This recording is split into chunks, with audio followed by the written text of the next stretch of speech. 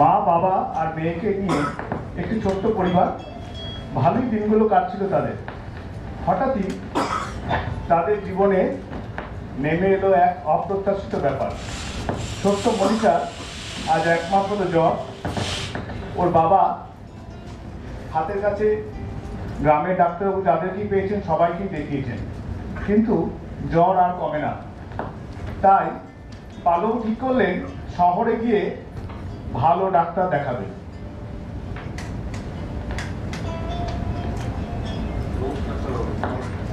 ডাক্তারবাবু, আমার অনেক দিন ধরে মাঝে মাঝে জ্বর আসছে আর শরীর খুব দুর্বল লাগছে।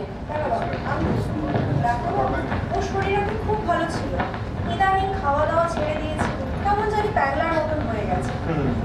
কিছুদিন আগে আমরা ডাক্তার দেখিয়েছি, অনেক রিপোর্টও হয়েছে, কিন্তু কিছুই ধরা পড়ছে না। একটু দেখুন ডাক্তার। মনীষা, কি কি সমস্যা বল? আমার এখন মাঝে মাঝে জ্বর আসছে, তার সাথে গা হাত পায়ে ব্যথা দিচ্ছে। আচ্ছা, ওকে, তুমি গাল না করো দেখি। বল তো, না করো।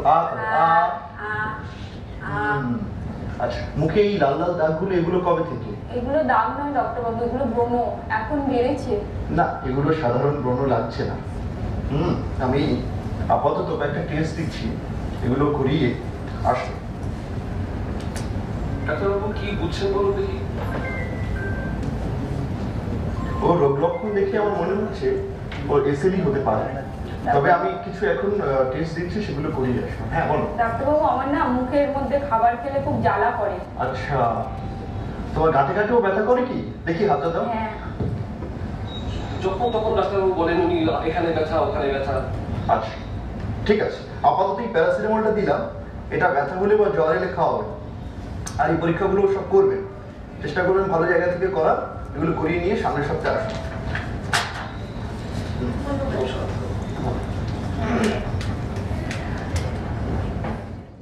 নমস্কার, দেখি প্রেসক্রিপশনটা দিই। প্যাড থেকে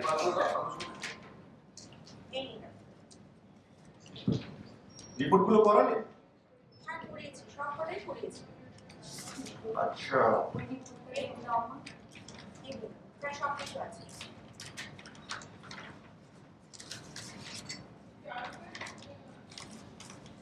ও হ্যাঁ, এটা তো আমরা সেই এসএলই ভাবছিলাম না। আচ্ছা, যা ভাবছিলাম সেটাই, এটা এসএলই। এসএলই? ডাক্তারবাবু সেটা কি বলুন দেখি। এসএলই একটা অটোইমিউন রোগ। এই রোগে মুখের মধ্যে ঘা হয়, হাতের জয়েন্টে জয়েন্টে ব্যথা করে, এবং অনেক ক্ষেত্রে জ্বর আসে দীর্ঘদিন ধরে। শরীরে এখানে ওখানে লিম্ফ নোডগুলো ফুলে যেতে পারে, এবং সবচেয়ে যেটা দুশ্চিন্তের বিষয় সেটা হলো যে এই রোগ শরীরের বিভিন্ন ভাইটাল অর্গানকে এফেক্ট করতে পারে, যেমন কিডনি। তো কাজে এই রোগ যাদের হয় তাদের প্রথম থেকেই সতর্ক থাকা উচিত এবং নিয়মিত ওষুধ খেয়ে যাওয়া উচিত। আমার মেয়ের কি হলো? শক্ত হও, কেঁদো না। ডাক্তারবাবু তাহলে কি করা যায় তাহলে এখন? আপাতত এই ওষুধগুলো দিচ্ছি, এগুলো খান। আর তাছাড়া ওকে যেটা করবেন, ওকে কিন্তু মাঝে মাঝেই চেক আপে নিয়ে আসবেন, কারণ ওর যে ওষুধগুলো চলছে সেগুলো চলাকালীন ওর কিছু বিষয় মনিটরিং এর প্রয়োজন। কাজেই নিয়মিত কিন্তু আপনি চেক আপে আসবেন। নেক্সট ভিজিটটা কবে হবে? আপাতত এগুলো 1 মাস খাওয়া, নেক্সট ভিজিট 1 মাস পরে আসবেন। তাহলে ডাক্তারবাবু সারা জীবন ওষুধ খেয়ে যেতে হবে? দেখুন, ব্যাপারটা সারা জীবন ওষুধ খাওয়া ঠিক না। এই ওষুধ যেটা চলছে এটা চলতেই থাকে। অনেক ক্ষেত্রে আমরা বেশ কিছু ওষুধ কমিয়ে দিই, অনেক ক্ষেত্রে ওষুধ বাড়াই, কিন্তু মেন যেটা বিষয় যে চেক আপের মধ্যে থাকা, সেটা করতে ভুলবেন না, সেটা চেক আপের মধ্যেই থাকবেন। পাল পরিবারের উপরে নেমে আসছে দুশ্চিন্তার ছায়া। ডাক্তারবাবুর কথায় কিছুটা আশ্বাস পাওয়া গেল, নিশ্চিন্ত হওয়া গেল না। এ কেমন রোগ? নমস্কার।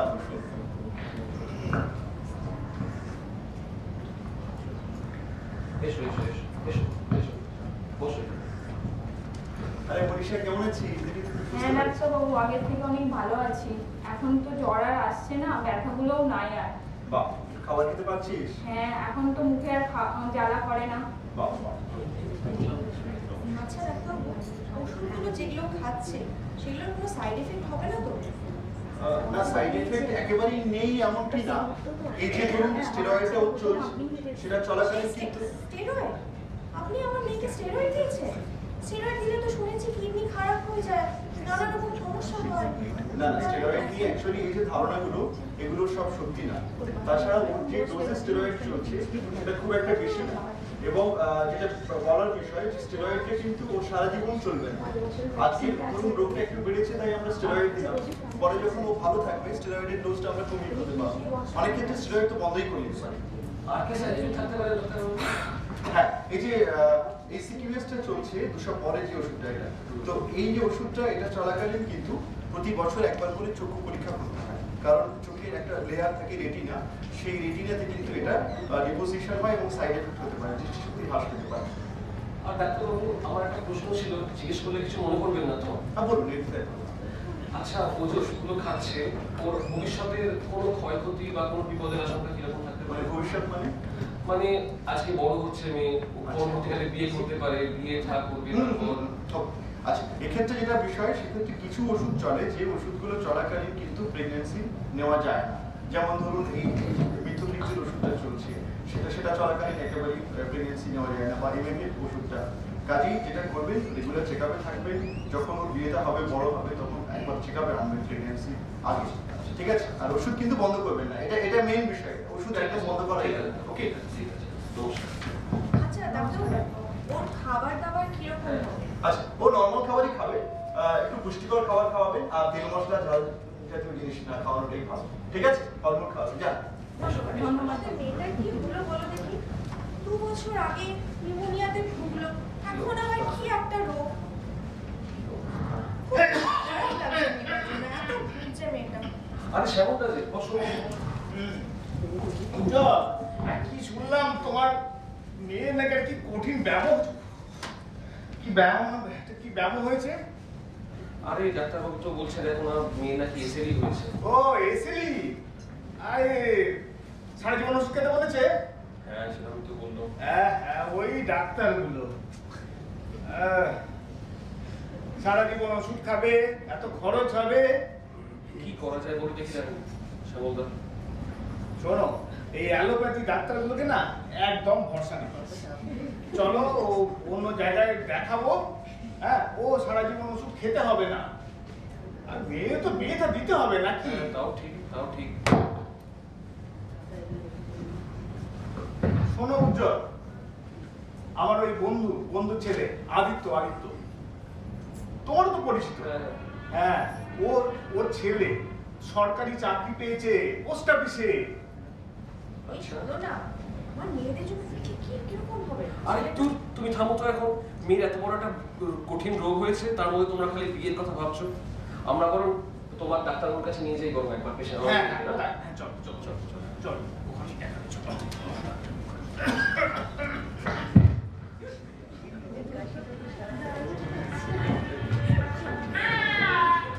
কিন্তু এই সুদীর বেশি দিন রইল না। মনীষার প্রেগনেন্সি আসার পর ও খুব অসুস্থ হয়ে পড়লো, আবার ঘন ঘন জ্বর আসতে লাগলো, আর হাঁটতে চলতে গেলেই হাঁপিয়ে পড়ে, আর এটা ক্রমশই বাড়লো।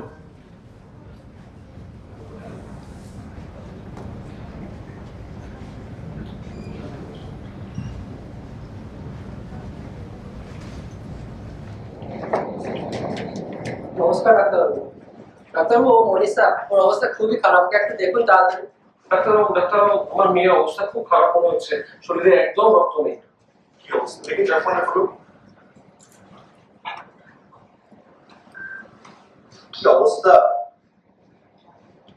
শরীরে রক্ত তো প্রায় নেই, সিভিয়ার অ্যানিমিয়া। কি ব্যাপার, এতদিন দেখতে পাইনি কেন আপনাদের? আরে ডাক্তারবাবু কি বলবো, আমি আমার একটা বড় ভুল হয়ে গেছে, ক্ষমা করবেন। আমি একজন বন্ধুর পরামর্শ নিয়ে অন্য একজন ডাক্তারের কাছে নিয়ে গেছিলাম, উনি বললেন ওষুধ সব বন্ধ করে দেওয়ার জন্য। আর এখন তারপরে মেয়ের বিয়েও দিলাম, আর এখন আমার মেয়ে 3 মাসের প্রেগনেন্ট। কি আশ্চর্য, এত করে আপনাদেরকে বোঝালাম যে ওষুধ বন্ধ করবেন না, ঠিক আবার ওষুধ বন্ধ করেছে। আপনাদের কোনো জ্ঞান নেই, আপনাদের কি বলবো, এই ভাষা নেই বলা। যাই হোক, এখন ইমিডিয়েটলি হসপিটালে অ্যাডমিট করুন, ওর 2 ইউনিট পিআরবিসি দিতে হবে। ঠিক আছে ডাক্তার। ইমিডিয়েটলি, দেরি করবেন না।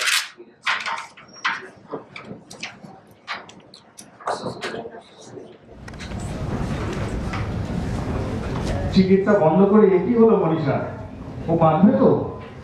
আর ওই যে পেটের বাচ্চাটা, ওর কি হবে? খুব কঠিন সময়ের মধ্যে দিয়ে গেল পাল পরিবার। বেশ কিছুদিন চিকিৎসার পর আবার ডাক্তারবাবুর চেম্বারে।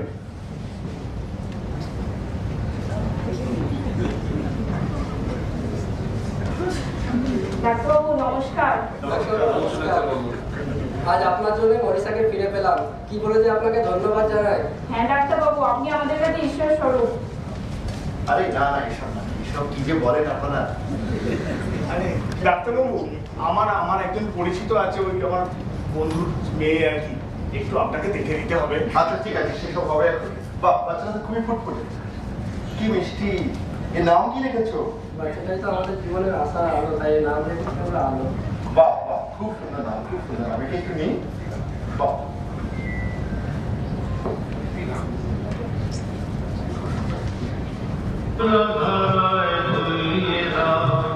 আপনাকে লুকিয়ে রাখা তুলার ঢাকা ধুইয়ে দাও,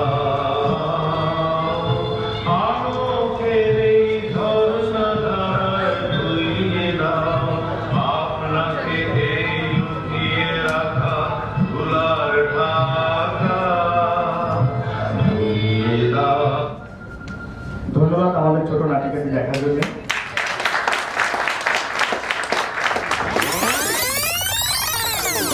একটা দোষ হয়ে গেছে আমার এক বন্ধুর কথা শুনে ডাক্তারের কাছে নিয়ে গেছিলাম পেশেন্ট মেয়েকে, তারা ওষুধ বন্ধ করে দিয়ে একটু সাদা হয়ে গেছে, দেখি দেখি চোখে ফোন করো। চলো এখন না ওই হাই থাকে এইসব